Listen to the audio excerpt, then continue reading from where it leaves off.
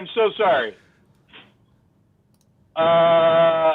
So here I'm starting to record now. So be just a second. How are you? I'm all right. How are you? Good. I don't want this to become a thing. It's a dumb thing if it becomes a thing, and I apologize. Where you're late every time, even when I confirm? Exactly. Even when you confirm and I write back and say, yeah, everything, I'll do it. Ben Lawrence. Paul Goody!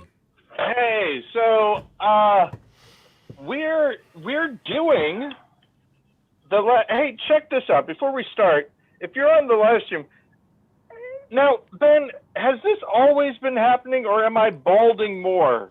I think you don't normally wear your hair that way. Okay. That I don't know, man. It's possible. It's possible that I might be losing my hair a little bit. We're all getting older. But I think I've mentioned this on the podcast before, but I'll do it again. There was a time when we were in Ballard, and I said probably the worst joke that I've ever said. No, that can't be right. I've said bad jokes before. We were looking for a place to eat, and I said, I don't remember who was with us, but it wasn't you who asked this question. They said, what about Mexican? And I said, oh, I don't like Mexican food. And they, in a way that I thought was accusatory, said, why don't you like Mexican food? As though there was something morally wrong with not liking Mexican food. Right. To which I replied, obviously it's because I don't like Mexicans. Which I thought was a pretty brilliant turnaround on, well, what could be worse than not liking Mexican food? Right. But, especially in today's climate and culture, not a good joke, and something that I keep thinking, even though no one at the time was concerned about it, and it wasn't like for a show or anything. It was just something I said in public at one time. I still think about it all the time and feel bad about it and bring it up when no one else but me remembers it. Probably. Also, oh, sorry, go ahead. I certainly don't remember it. Do you remember who was with us? Did this person find your joke funny? They didn't find it funny, but they also were just like, ah. Hey, also, you don't like Mexican food? From that reaction, was it Joseph Krebs? Ah. I don't. That's just what I remember the person saying in response to it. But here's the thing: was Joseph Krebs ever with us in Ballard? That's what I was trying to.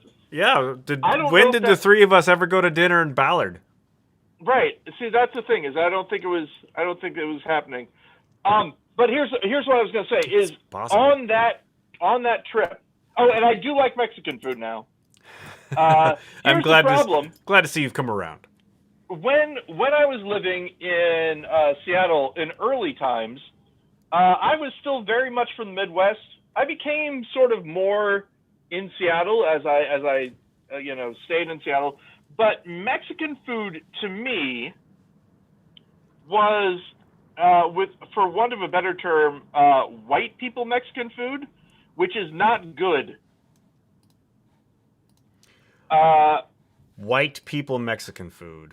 You know, like your Taco Bells and your, Right.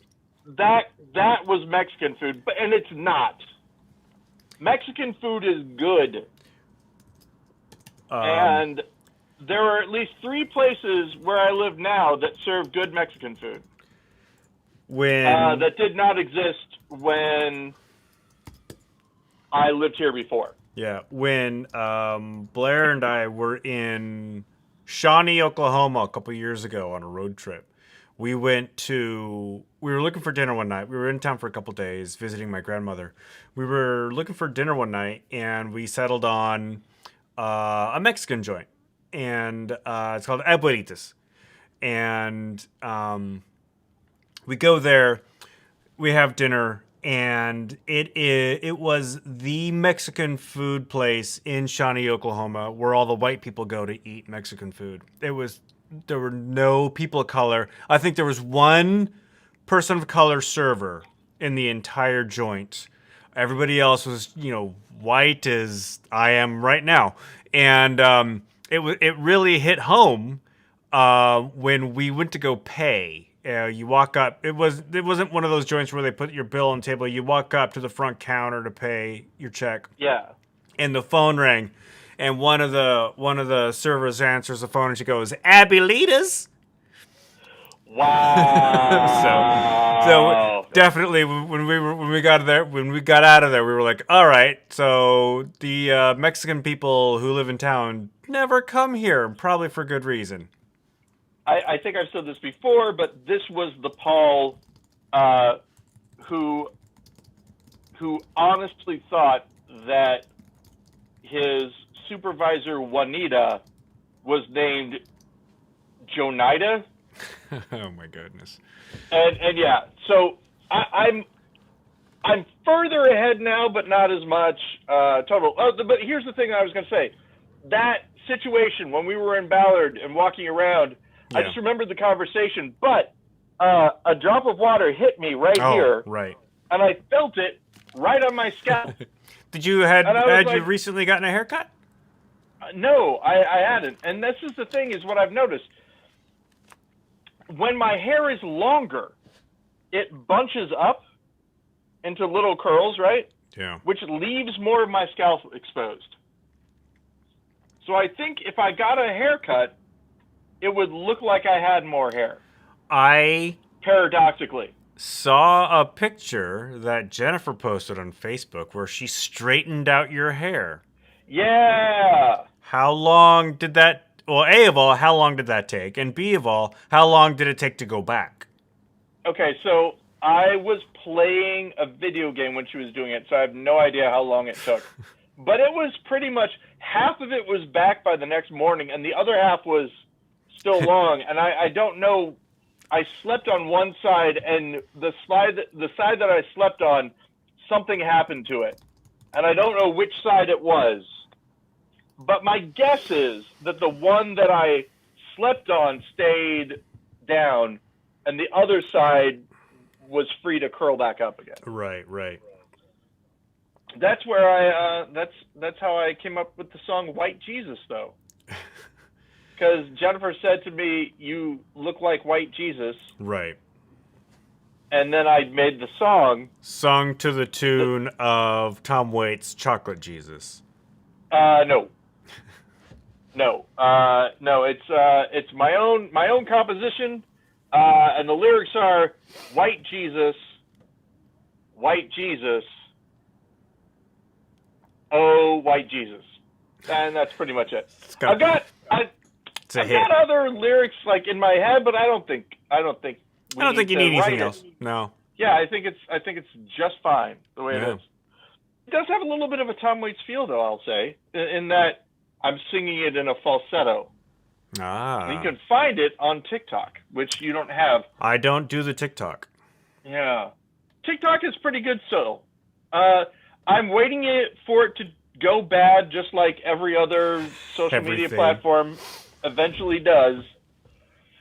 But so far, it's still pretty good. Positive messages, people supporting each other. It's Have cool. The adults not yet ruined TikTok for the children? Much like the adults have ruined everything else? Right. I think that's what it is. And the adults that are on there are the people who are just not afraid to be weird, which I think helps a lot. Hal Lublin is now on TikTok, which I thought was interesting. Do not know who that is. He is from Thrilling Adventure Hour, and yeah, you you would know him probably. He does. He's a voice actor as well. Hal Lublin, look him up, people. We're not going to, because we don't do that on this show. We don't look people up. Hey, there we go. Back to letting people know that this is the GudeLaurance podcast they're listening to. Hello and well met. As such, we have no corrections for today. Do we have any interaction on any of our ways to get into the show? None whatsoever. No voicemails, no calls. Well, this is what we like to see. Exactly. Also, we don't, and we say this every time, we don't really put any effort into telling people. The one time when we did make an effort, we got some people participating. We got some people when we actually made an effort, but I don't know, it threw me off a little bit. Well, it's also one of those things where it's like, I don't want to go down that avenue too many times. I don't want to because then people are going to be like, well, I might have watched the show, but because I've heard about it so much, I'm not going to anymore. Yeah, exactly. It's better that nobody listened to it or watch it, and then they find it later when them watching it doesn't affect us at all. Exactly. But in the meantime, call us at 216-586-4524. That's by B10 lung lag. Yes, B10 lung lag. And listen, you're not going to be calling now while we're on. You're going to be calling, and there's a chance, depending on when Ben and I record, that you'll call us while we're actually doing the show, but most likely you'll be getting our voicemail. So please feel free to leave a voicemail and a question. The voicemail. And Ben and I will do our best to answer it. The voicemail, which apparently the outgoing message is way too long. Oh, really? Well, it was. Did you hear that from Steven? I did hear that from Steven. Actually, because that was one of the messages that he left, I think. I forgot about it already. Yeah, or else we never had it on the show, in which case that's no bueno. We should put it on the show. Let's listen to his message where he says the outgoing message is really long. Good. Oh my goodness, I went to voicemail and you're just realizing that now. And wow, that outgoing message is really long, and I don't know if they're going to skip it. And then he there you go. I think maybe we did listen to that. Hey, did the planned the obsolescence? The plan. Sorry. Yes, the inauguration is going to happen before our next. Yeah, this is our last show in the Trump era. And it probably is going to. Well, we hope. Hey, the show is going to probably air before then as well. I think the inauguration is on. Inauguration's on the 20th. This will go live on the 18th on Monday. Yes. Well, technically, we're going live right now. This will actually become a podcast on the 18th. Yes, that's right. We are live at the moment. Just an interesting thing. Again, who knows? Depending on what sort of events take place, this might be nostalgia, back to an innocent time, or depending, it could sound like the harbinger of things to come. It's a less innocent time due to what happened in the Capitol on last Wednesday, 2 Wednesdays ago. 2 Wednesdays ago. More violence is being threatened. The thing that I find interesting, you know how I was talking about you saw the hallway where people were surging together, police and the other people, terrorists. Yeah, the folks there. Well, here's I'll get to that in a second. Yes, terrorism. But I also want to throw out something else that I heard and saw. But first, the police guy who was smashed up against the doors. gave an interview, and the police guy who was hit with the American flag gave an interview. And in both those interviews, they made it very clear that they did not appreciate the people there and the way that they were behaving, and stated, pretty on point that false friends, that they were doing lip service to supporting police, but when it came time for them to follow laws that they didn't agree with, right, all of a sudden that support your police went out the window. So your Blue Lives Matter flag is doesn't really mean anything anymore. Yeah, and that's what I was going to say, is that I saw video of someone stepping on a Blue Lives Matter flag and saying they don't agree with it anymore, that sort of thing. But I also saw something that I think is going to cause problems. And what is that? And that was, there was so I lurk in the public freakout Reddit things. There was a guy, probably in his 20s, from Brooklyn, and his friend, who dressed up like Trump supporters and bought a whole bunch of fake microphone covers and posed as reporters and interviewed people at the thing. And they got some footage of people talking and stuff like that, but they also were leading people in chants, or trying to lead people in chants and doing stuff. And the only thing I can think of is that someone is going to use that. These are two guys from Brooklyn, and they're not even Trump supporters, and here they are, to try to lay credence to the idea that the people that were there weren't actually right. It was Antifa that was storming the Capitol, which I think is hilarious, because a lot of the Trump supporters in the Capitol were like, that was us. That wasn't Antifa. Yeah. and that's the thing that I was going to say, is that the one thing is that it's pretty hard to say that it was Antifa when the people who did it are known in other places for the stuff that they're doing. At some point in time,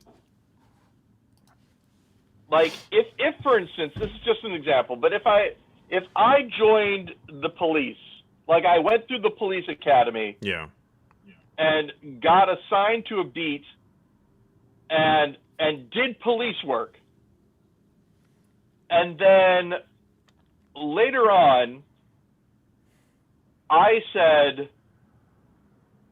that I wasn't, or other people said I wasn't actually a police officer, they could say that in the no true Scotsman way, like, well, no police officer would act like that.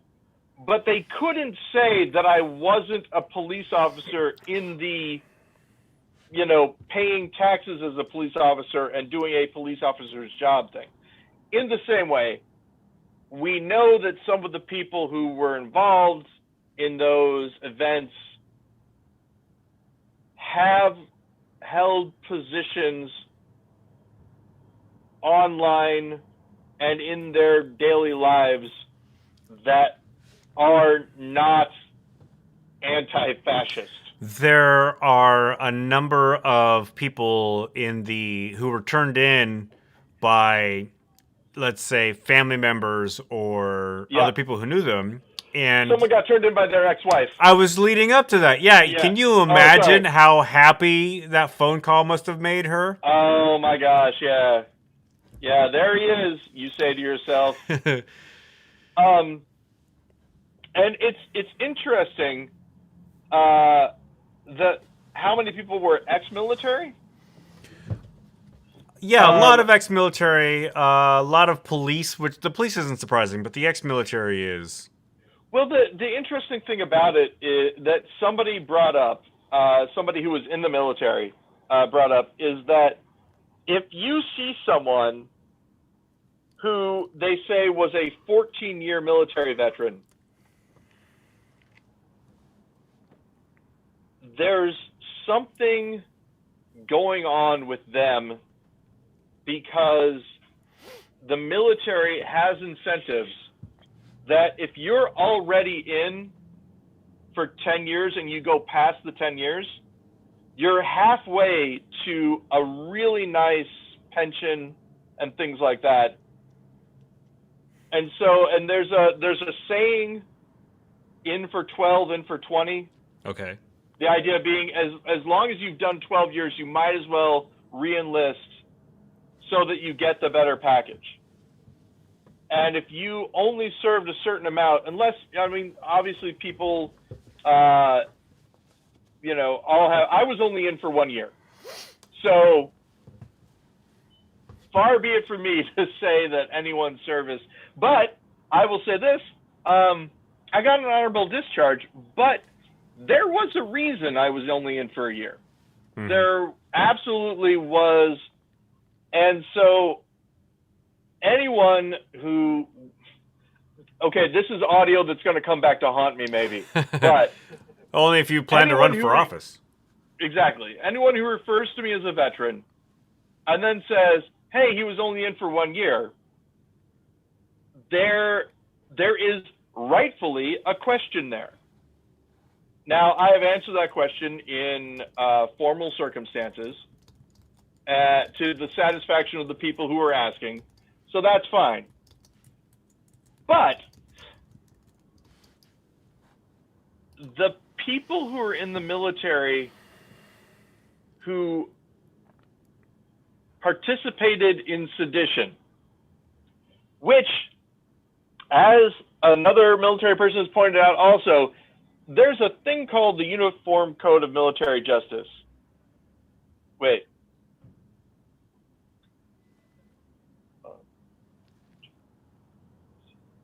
UCMJ? Sorry about that. You saw me go off into my little... Trying to think of something? Yeah. So it basically dictates how you live your life as a member of the armed forces. Right. And sedition against the government is one of those things that it frowns upon. I would imagine.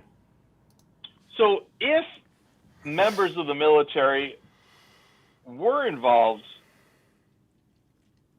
that's going to be interesting to see how this affects them. The Joint Chiefs, I believe, put out a thing, or if not the Joint Chiefs, at least the United States military put out a thing condemning the actions of the people and saying that they were going to follow and look forward to working with President Biden. Yeah, no, I think that was the Joint Chiefs. I remember hearing that. So that happened. So the question is then, if you're getting benefits from the military and you participated in that action, what should happen to you? And that's a question. That's an open question right now. Yeah, I mean, I've heard people say that and this is only in reference to one person. I think it was a guy whose ex-wife turned him in, that he was it was possible that he was going to lose his pension and retroactively be dishonorably discharged. Yeah, and I believe that was also the guy who said that he just found those zip ties and picked them up to turn them into a police officer. I remember hearing that. I don't remember which guy who said that. I thought it was the other dude who brought his mom. Oh, yeah. Well, because it's a very famous picture of him, like, jumping one of the railings, holding the zip ties. The zip cuffs, is that what they're called? Yeah, I think so.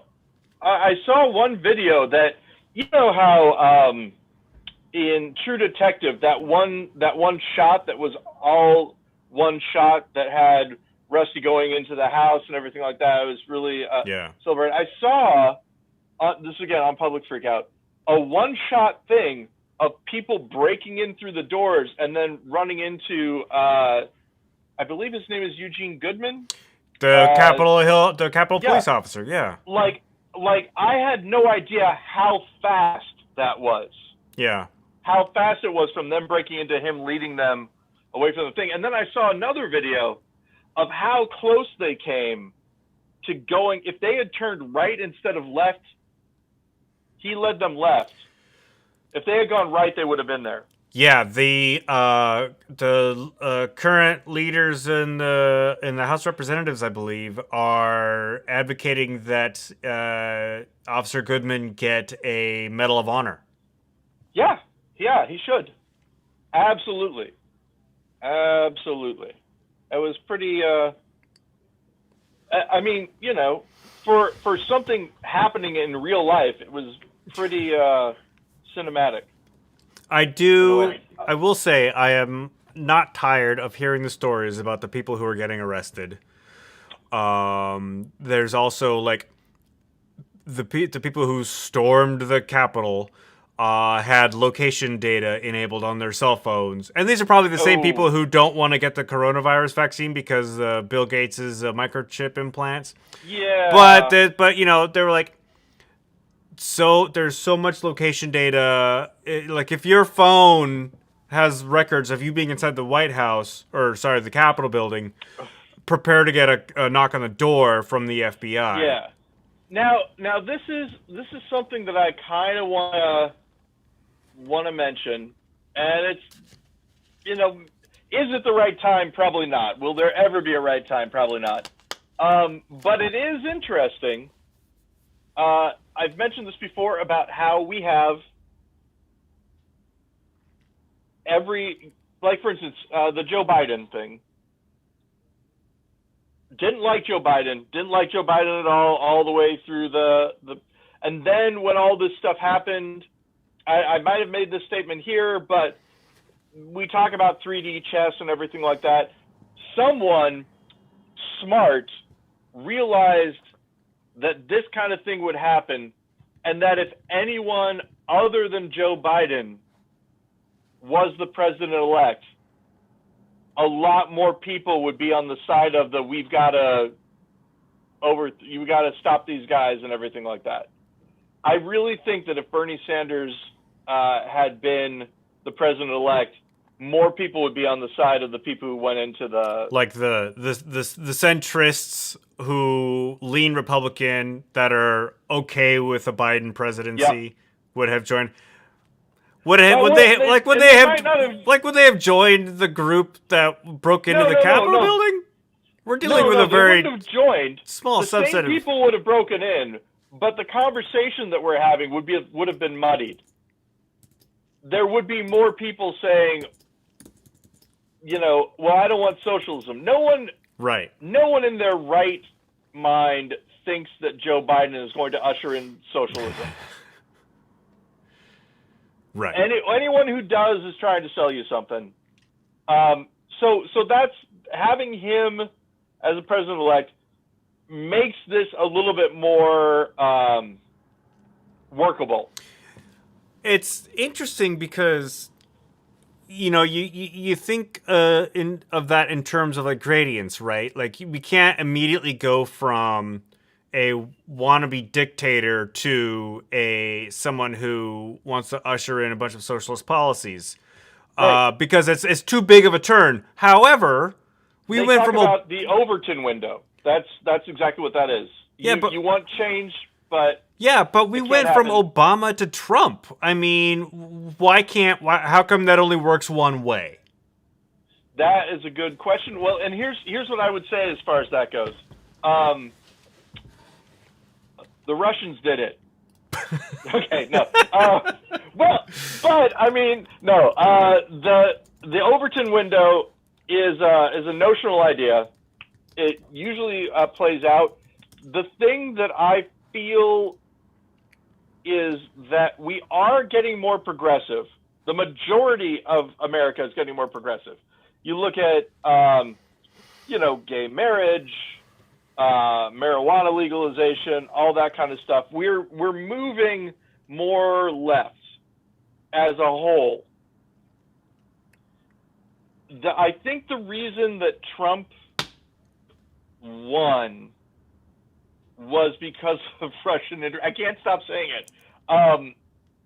Russian interference, but also white supremacy trying to reassert itself, trying to get back to those days. And it's not going to last. White supremacy won't last in the United States. So famous last words. Those are big words, Paul Goody. Maybe so, but it's an unsustainable, in my opinion, unsustainable way to move forward. I'm not saying that white people are going away. I'm just saying that white people need to be smarter and not try to hold on to everything. Well, there was a study that came out that supposed that in X number of years, white people will be a minority in the United States, and I think that scares a lot of people, because then you, as a white person, lose your position of privilege and power. Right, and so you can do one of two things in that situation. You can fight against change, which is what people like to do. Yeah. Try to keep things the way they are, or you can see that change is inevitable, and then work to figure out an outcome that is best for everybody. I'd like to believe that's what we want. Yeah, I'd like to believe that all these hardcore white supremacists, the white supremacy will die out when they die out, but unfortunately, I think they're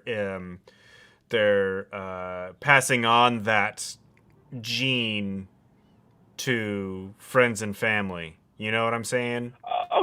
Yeah. I mean, the thing is that it's a really enticing thing. If you get easy mode, if you're a white person, yeah, you don't have to be as good at your job. You don't have to be as smart, all that sort of thing. Who wouldn't sign up for that? You have to teach people to think differently and not think as selfishly. I mean, I'm getting a little bit off track, but follow me here with this, I think. Did you have a situation when you were a kid where for a small period of time, your teachers were being coerced to get gym class to include activities where there were no winners? Well, I have no idea. I can't remember. When we did like competitive things in gym class, as far as I can tell, as far as I remember, that was what gym class was. There were no winners when everybody just has to run around the track all period. Right. Well, but here's what I'm thinking more of, like the parachute thing, where everybody grabs onto the parachute and you move it up and you move it down. Yeah. Everyone has scooters that they ride around on those floor scooters that you sit on and you move, or the big earth ball. Do you remember those? The huge, gigantic earth balls, and you just bounce them back and forth, and everyone tries to get it to one side of the gym, and then everybody tries to get to the other. You're not opposing; you're just all working together. I don't think we ever had that. We had dodgeball, which was very competitive. Yeah.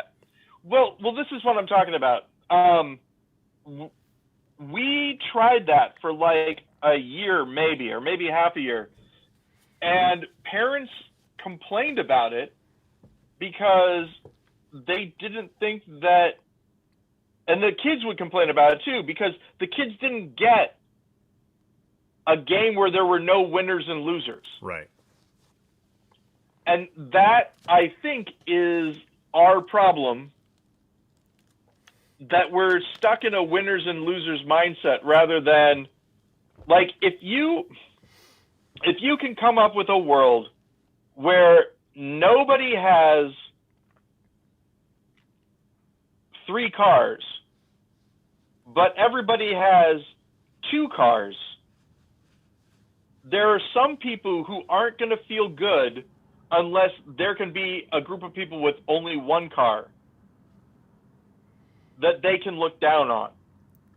Because if that person doesn't exist, then they can't feel good about themselves. Right, for having more than someone else. Because they're comparing themselves to other people. Yeah. And that's the problem. Why was I talking about this? What had started? Because that's what we're seeing. We're seeing the sort of people trying to cling on to the thing where there was a built-in group of people that society told them was lower than them. Oh, right. We're solving white supremacy. That's right. Right. Well, it's sort of like why, and I've mentioned this before, but back when gay marriage was happening, and people were upset about it, and someone said, how does gay marriage threaten your marriage? Right. How does that work? And I thought about it for a long time, and I realized, okay, here's how. The people who feel threatened by gay marriage are the people who, by and large, believe in marital roles.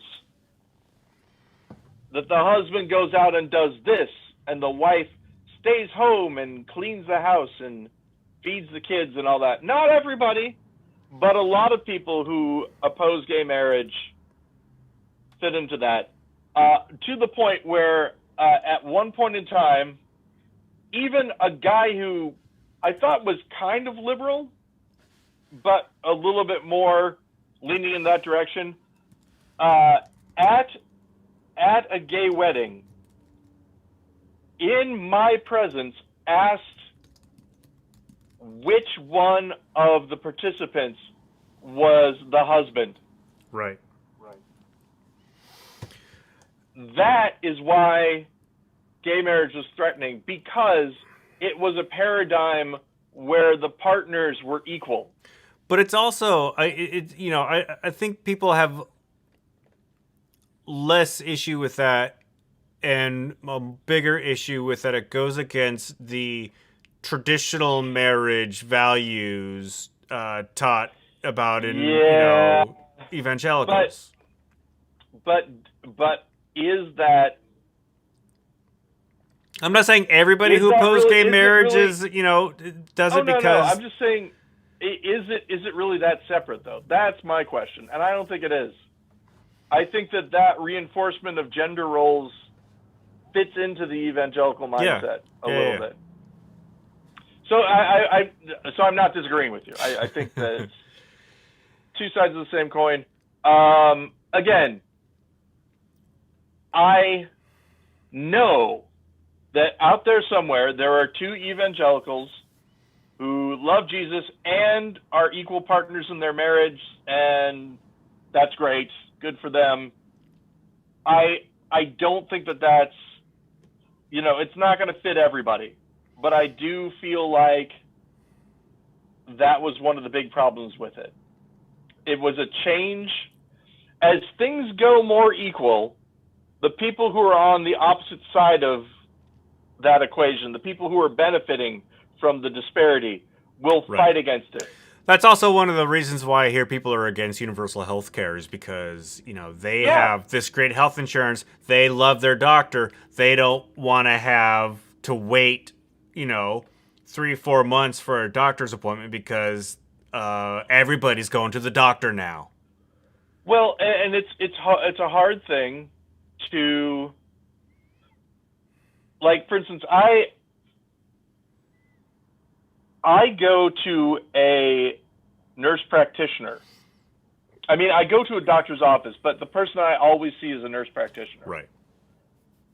And I'm fine with that because for the longest time, I just didn't go to the doctor at all. So I think that the people that are going to benefit way more than the people who are going to be inconvenienced.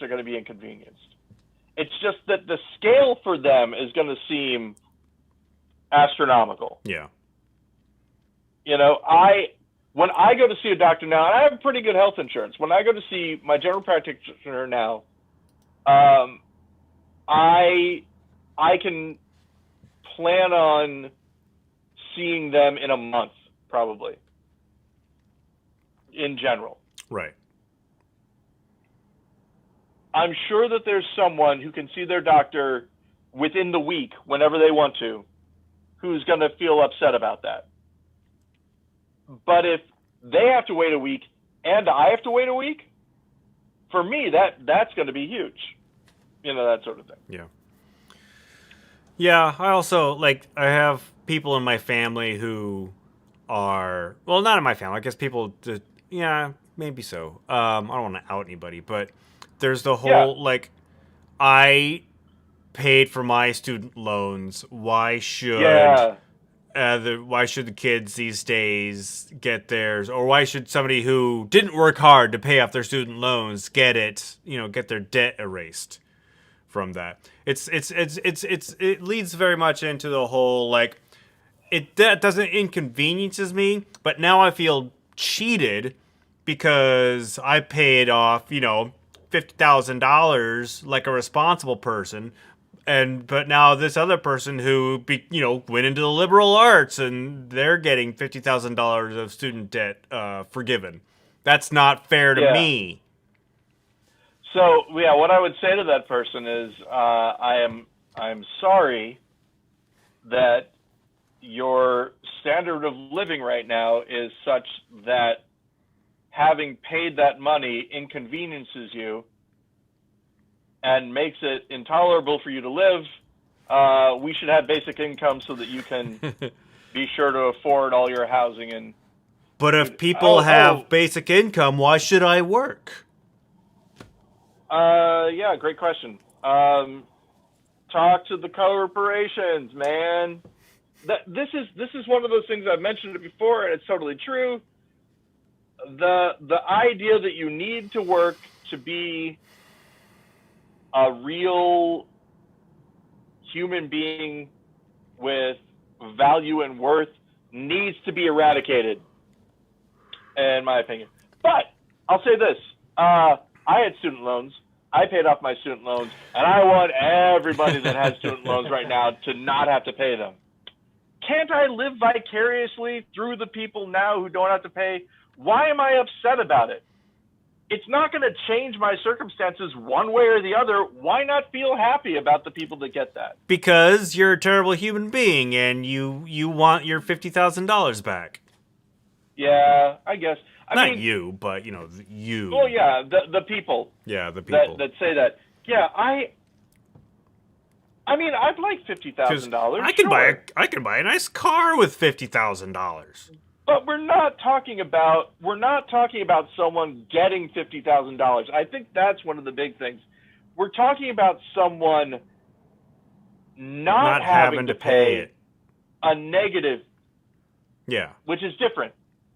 Right. Which is different. But I mean, I can see the argument. I have not heard this argument yet, but I can see the argument where, if Joe Biden is going to forgive up to $50,000 of student loan debt, how come the government can't just give me $50,000? Hey, guess what, pal? You're talking about basic income. Yeah, you'll get it over the span of 2 years. Yeah, exactly. I don't know what's going to happen. Maybe the same thing is always. Here's the thing. I know that I'm super lucky to have had a job throughout the pandemic. And, the people that aren't working, the people who have had restaurants that have closed. I mean, there are some really good restaurants that Jennifer and I went to that don't exist anymore in St. Louis. They're gone. We ate there once. Never going to get to eat there again. Around here, too. They're dropping. And a lot of that had to do with the way that the pandemic was handled. There was a thing that was mentioned that if the government tells you have to stop working, the mask mandate. Yeah. Right? If the government tells you have to stop working, they pay your salary in some of these countries. Here in the United States, people just complain and they're like, you can't tell me not to work. That's not the same thing. And that's again, one of the things. Oh, and I forgot, I just remembered, the thing that I was going to bring up that I wasn't sure it was the right time to bring up. You have people who like the police now. They didn't like the police during Black Lives Matter, but now that they're going after the other group, it's a warm fuzzy whenever you see the guy that you don't like not being able to get on an airplane and getting taken away by the cops or whatever because they did a thing. Now, you can't both sides do it in this situation. Both sides have not done it. Both sides have not tried to take members of government hostage that I know of. Maybe it's happened and I forgot about it. It's that false equivalency of the Capitol Hill riot or terrorists versus Black Lives Matter protesters, right? One side was protesting against discrimination on police departments, and the other side was rioting because they were fed a lie about an election and trying to overthrow democracy. And then you have all these pundits who are like, why are you discounting the $70 million why are you discounting these 70 million people who voted for Trump? Why are we just ignoring them? Well, and then but then you have to say, well, why are you ignoring and trying to overthrow the votes of 80 million people who voted for Biden? Right. And the thing is, I mentioned this before, and it's true, I still don't know if there is a way that it can be done, but if the people who protested the election and the people who were protesting police brutality were to get together against the police, it would be pandemonium. It would be crazy. And that's why the racial divide in the United States is useful for the people in power, corporations, and all that, because as far as I can see, there's no way those two groups will get together, even though they have some of the same grievances. If you could find someone who could unite those two groups, I don't know how the heck it would ever happen, but if you could... I don't think you ever would. I mean, it's not... Yeah, it's aliens. That's the only thing, man. No, I think it's really the Boogaloo Boys. Those are the only ones who could probably do it.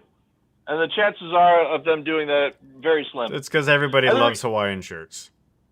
Everyone loves Hawaiian shirts. They have done things where they've gone up against the Proud Boys because the Proud Boys have done something racist and they fight them on it. Because they're encroaching on the Boogaloo Boys' territory? Well, this is the thing, right? You got a whole bunch of Boogaloo Boys in Hawaiian shirts. Yelling white supremacy sucks. It happened. You can look it up at a protest that the Boogaloo Boys and the Proud Boys both attended. Look, I'm not saying it's going to happen. I'm saying that that's the only group I can think of that might, in some crazy, bizarro world, be able to unite the two groups together. And I don't think it's going to happen, and I don't think it can happen. But that's the only time that I've ever seen anything remotely. People just need to mature, grow up. I can't wait till we get, Boogaloo Boys to Men to fight the Proud Boys. Oh my God. Proud Men. So no, but look, I don't know anything about these organizations. I'm just talking about what I've seen on Public Freakout. So, Ben. Or actual Ben, Public Freakout? Wouldn't it be horrible if this is the one podcast that we have that somehow gets 1 million people listening to it? I doubt that's going to happen. Our phone number can be inundated with calls of people explaining to us what we did wrong. We would have to shut the show down, I think, at that point. No, we just change our name and change the URL and keep on going on. But no, I'm putting that out there, Ben. This is one of my edge case predictions, where if something in fact does happen like that, I can come back to this. And of course, also, as always, if anyone that Ben and I mention on this show ends up, killing somebody or being killed in a horrible way and all that, we didn't know about it. This is just something that happens to us. We killed Jerry Lewis, if I remember correctly. We mentioned Jerry Lewis dying, and then he died before the next episode came out. And, hopefully we won't have to keep talking about the white supremacist insurrection in the United States. That would be great. That's a topic that hopefully will die down. But we will have the inauguration between now and the next time we record. And I'm really hoping that there is no big news story that comes out of that. Yeah, I hope it's a boring, stupid inauguration, and it just comes and goes. I've looked at some of the things that the DC Police Department has put out. Yeah. One of the interesting things, you're not allowed to leave your car in a parking garage after a certain point in time. Well, you can leave your car in a parking garage, but you can't retrieve it until after the inauguration. Whole bunches of streets are shut down. Airbnb has canceled a bunch of reservations in the DC area. If you live in the DC area, stay home. Yeah. That sort of thing. Hey, speaking about living in the DC area and staying home, hey, Betty! She doesn't do either of those. Well, actually, she does stay home as a thing. Also, Edward's here. We're gonna see if maybe Edward barks at her when she comes in. Maybe not though. Oh, I'm working on a Dungeons and Dragons campaign. Do you ever call your dog Ted? What's that? You ever call him Ted? No, I don't. Tedward? Tedward. Dungeons and Dragons with Betty and Jennifer. We'll see how it goes. Are they? So they're tolerating you? Starting to get a bark going. What's that? They're tolerating you as the DM? Yeah, well, I haven't actually done it yet. I'm preparing. So maybe it's a shoe that will never drop. No, I plan on doing it. Hello.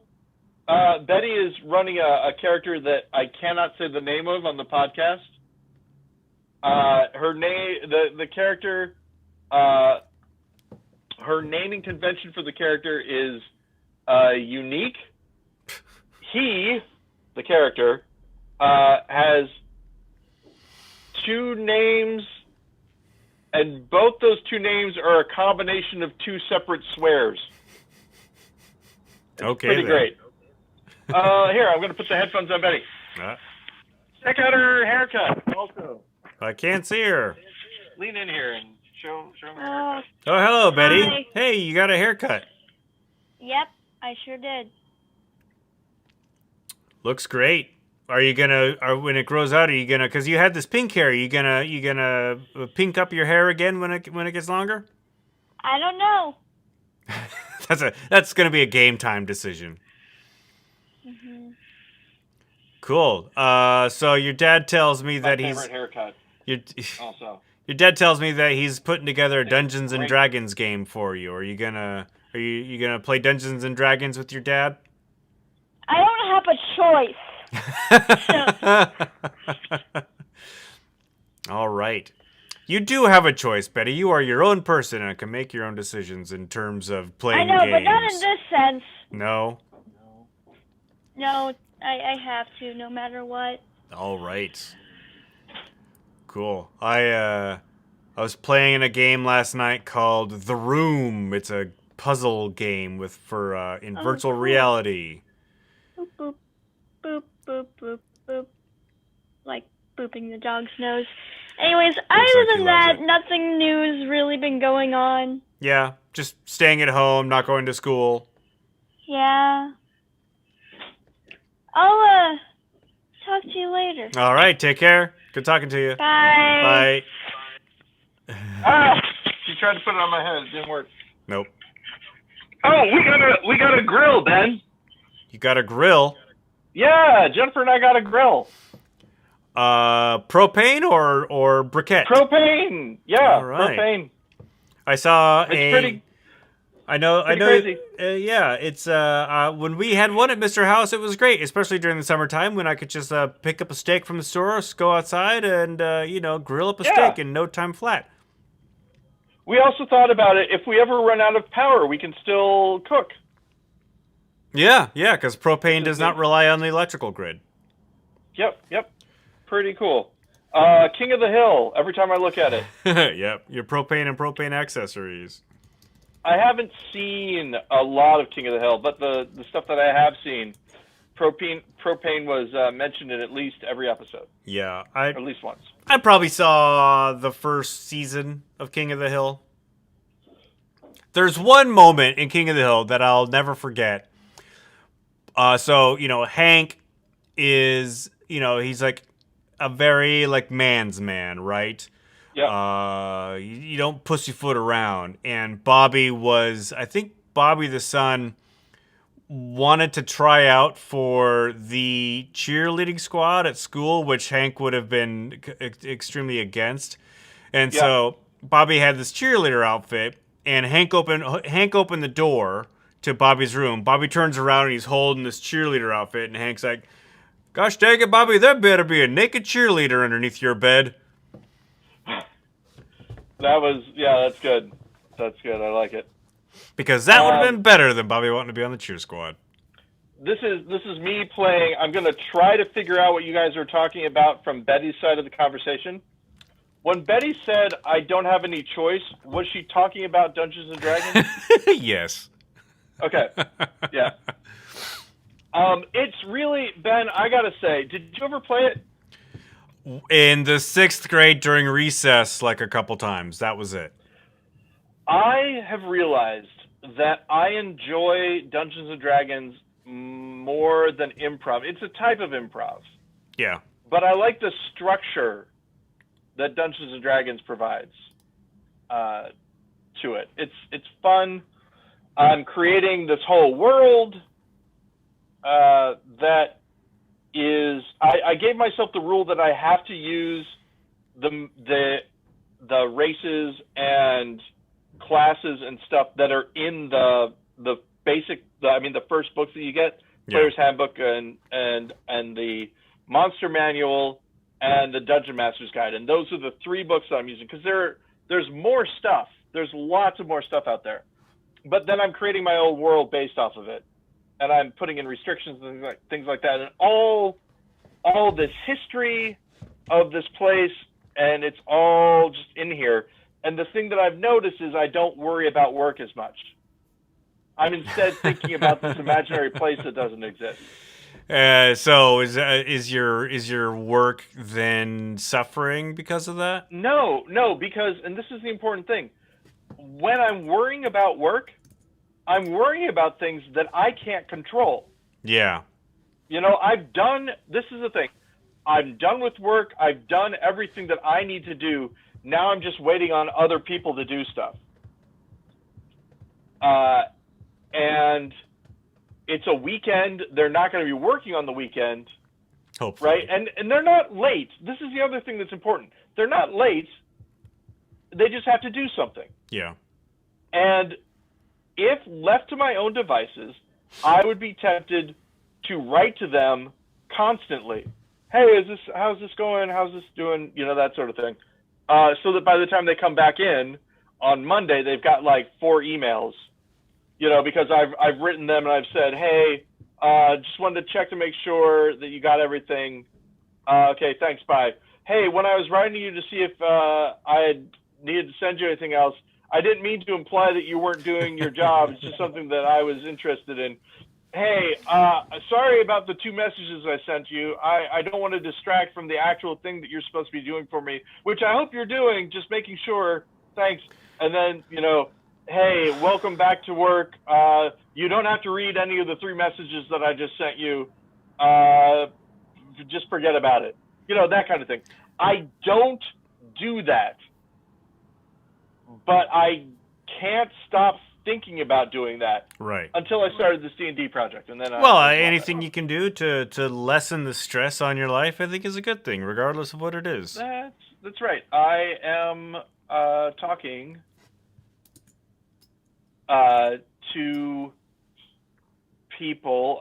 Jennifer, I've mentioned this too and all that. There is a good chance ADHD, which I've talked about before, may have a comorbidity with what used to be called Asperger's, but now is on the autism spectrum. Right. And you've dealt with me for a while. There's a possibility that there's some of that there.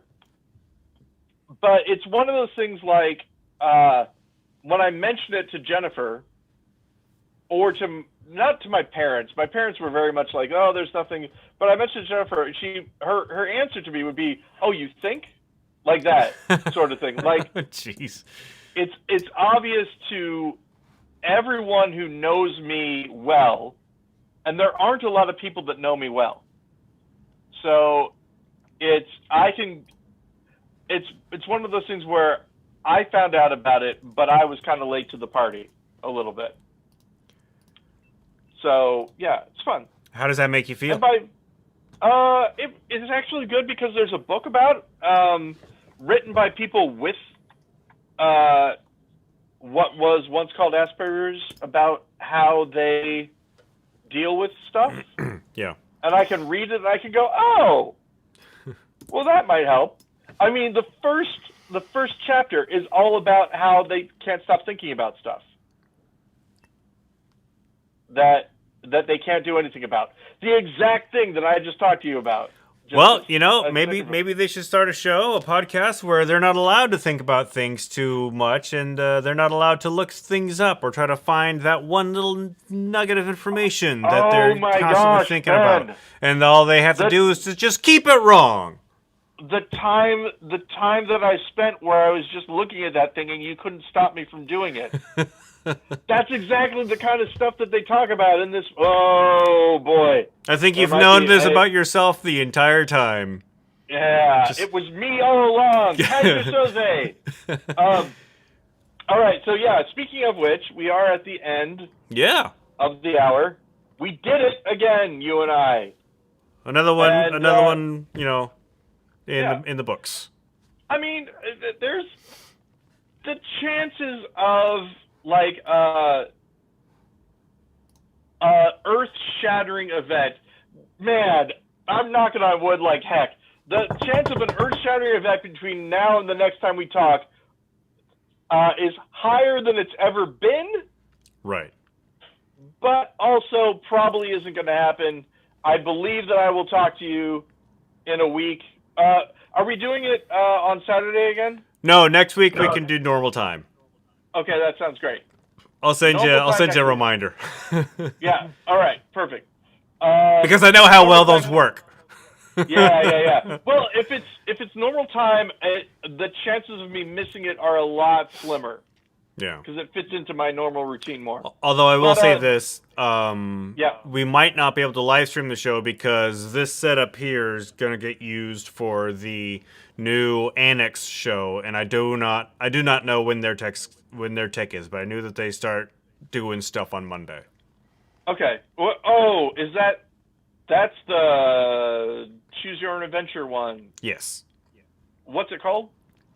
Vampires of the Neverwood was the name of the show. I do not know if that is still the name of the show. Gotcha. But when it comes out, we'll have to plug them a little bit. Yeah.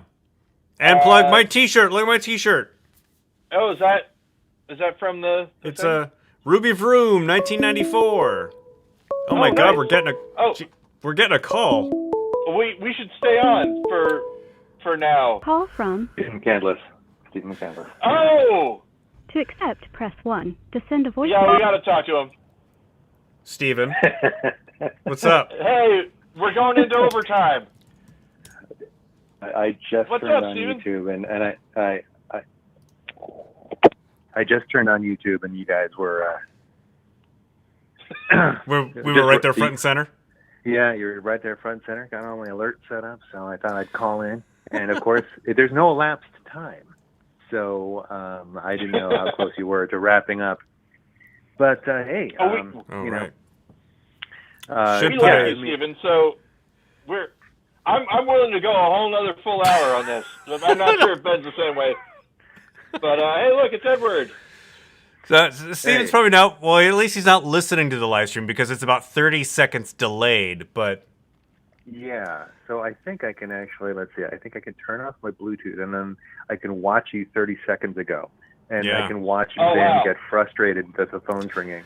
But I feel bad when I feel bad when I that I haven't interacted, But with the whole moving the day and then moving the time. This call is now being recorded. Oh, now the call is being recorded. This is. Uh-oh. I hope that's Yeah. okay, Steven. I actually wanted to test out that feature, and I feel comfortable testing it out with you on the line. Oh, I'm happy with the that's fact good. that it alerts everyone. Yeah, totally. Yeah, well, the Anyways. double party acknowledgement, right? What is it? Oh, yeah. Dual party state. Yeah, that's the law. Yeah, so like in Class of Georgia's a single party state, so that's Right. why the Secretary of State isn't getting in trouble for secretly recording his call from the president. Mm-hmm. At one point in time, I was at a meeting at a place where recording meetings was frowned upon, and somebody was messing with their phone, and all of a sudden, audio of the last 20 seconds of the meeting started playing during the meeting to everyone there. And that person was not back at the next meeting. It was pretty crazy. Were they ever at? I'm just seeing Edward now. Were they at any subsequent meetings? No, but they did not lose their job. They just got moved to a different department. Ah. So The place you work seems to handle problems that way a lot. I think he works for the Catholic Church. Stephen, I just want to say I never said it happened where I work. Just a place you had worked. I can neither confirm or deny where this event occurred. Yeah. Right, or if it's the same place other events occurred. Heck, this might not have happened yet. Hey, who knows what's going on? Oh, speaking about that, Jesus Christ. Nice to know I'm okay with being recorded, but other people have different comfort levels. Indeed. I can tell Welcome to you the guys show. now, the documentary that I was interviewed for is going to be at Sundance. Oh, really? Yeah, true story. We played a bit of that trailer. We also, I think during that same show, we played an entire song from David Diggs's band, and that video now has a copyright strike against it. Oh, no! Unsurprisingly, I knew that was going to happen, but... Yeah. Yeah. I would say I could talk to him about it, but I can't because I don't know him. Well, our video for the video of the music video we made your biological dad's band you told me also about this, yeah. has a copyright strike against it. Yeah. Yeah. What happens with guys, that? Do we have to pay them money, or do they? No, YouTube YouTube just puts YouTube just puts an ad on the video. We don't get any of that money. Well, whatever. That's fine. I'm okay with it. So, well, I mean. So when you do the audio commentary bit, like, I don't want to make you guys feel self-conscious or anything. But is it possible for that to happen? The degree of difficulty of watching your show has not decreased. So after I figure out that the whole bio lung lag and all this thing, I now not only have to, if I want to listen to all of an episode, listen to it in two different places, but then I also have to listen to one version while simultaneously watching another version to hear the commentary recorded during. Yeah. And No, that was awesome. Yeah. But Steven, I don't know if you listened to the show where Paul and I were, Betty had stolen the recorder, and Paul and I were still on the phone, and I was recording that. So in the left channel was the conversation Paul and I were having, and in the right channel was what Betty was saying as she ran off with Paul's audio recorder. Yeah, so I don't want to make this all about me, but I will point out that I have caught every secret question, responded to every hidden prompt, interacted with you in every different mechanism you had, including the ones where you deny that I've actually interacted with you, and then correct you that, in fact, I have interacted. Yes, I apologize. I still apologize for that. No, it's fine. But yes, no, I love that episode. I love the one where the Goody Pratts were in a space capsule or something, and that was just totally unexplained. And we had half an hour of that. There was the Sea Lab kind of thing where we were in an underwater installation. Oh, right. Yeah, it wasn't quite. It wasn't super clear. No, that was very. Neither was I. That was very early on. I love that episode. Mm-hmm. That's like So the one thing Yeah, go ahead. Oh, sorry. The one thing I wanted to say is that I was talking to someone about how when I first started Amazon customer service, you needed a degree, like a college degree, and you also had to be able to run Unix line commands. Wow.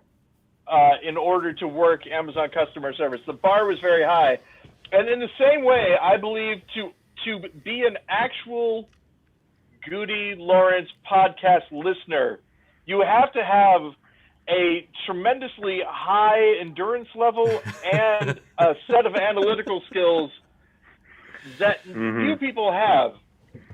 So I think that you are the epitome of our ideal listener.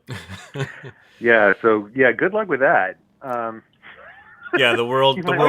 You also have to personally know us. That's the other thing that's so you and helps. Jennifer really are the two.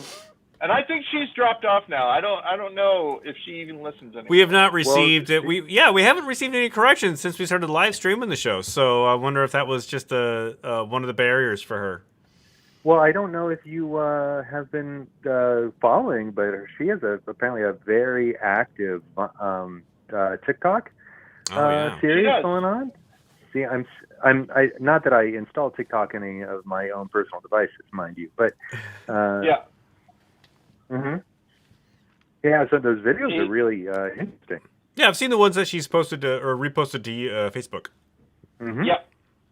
Yeah, that's.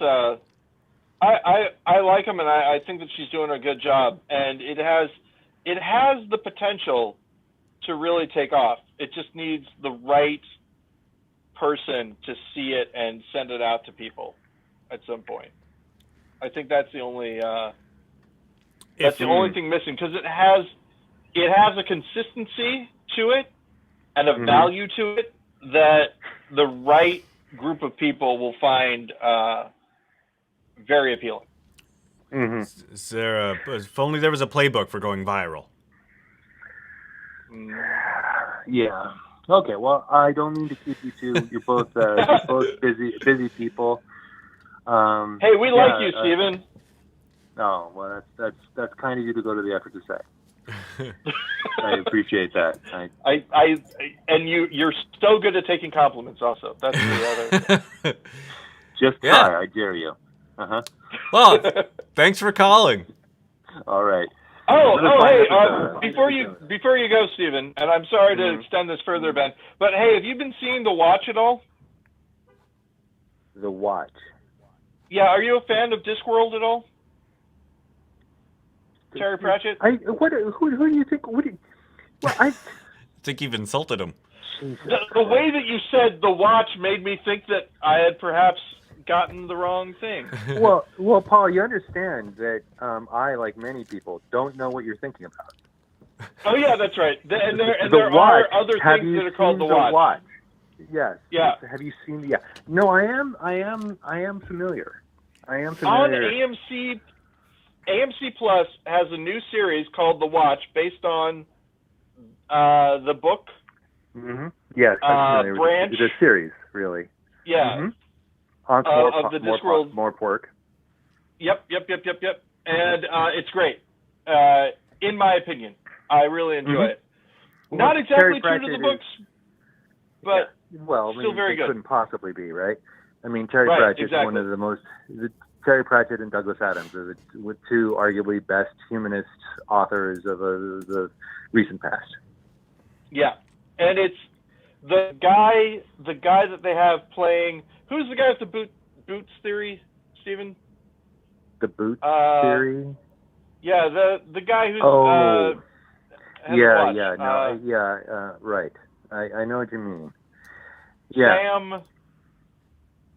Sam something. Anyway. And we should know. I apologize to listeners. Anyway, it's on AMC Plus and it's good. All right, there's And your I recommend recommendation it to from you. Paul. Check it out, man. All right. And what a refreshing All right. change that it's actually on the air now, Yeah, it's true. as opposed I'm trying my to best. 3 years from now. Which is, Oh, right, because that's when we're gonna get our new TVs, and 2 or 3 no, years. I'm just remembering Game of Thrones because that started 3 years in advance during our Yep. pre-funk. And- at Oh, of Ballet. course. Famously, never watched the last season. I was more interested in when it didn't exist than when it actually did, which is par for the course. Yes.